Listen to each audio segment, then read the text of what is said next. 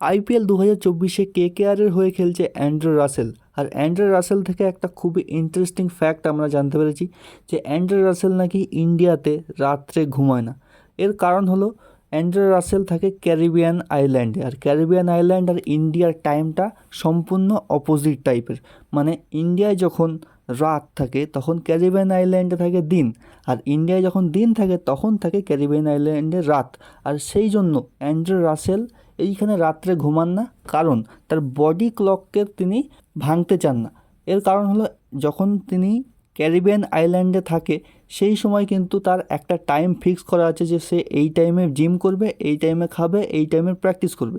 Same কিন্তু ইন্ডিয়াতেও করে, ইন্ডিয়াতেও সেই সেম টাইমেই কিন্তু রাসেল ঘুমায়, খায় আর প্র্যাকটিস করে। আর সেই জন্যই রাসেল কিন্তু দিনের বেলা ঘুমায় আর সারা রাত কিন্তু জাগে, খায়, প্র্যাকটিস করে। মানে বডি ক্লককে সে ভাঙতে চায় না, এই জন্যই রাসেল ইন্ডিয়ান টাইম অনুযায়ী সারা রাতই কিন্তু জেগে থাকে।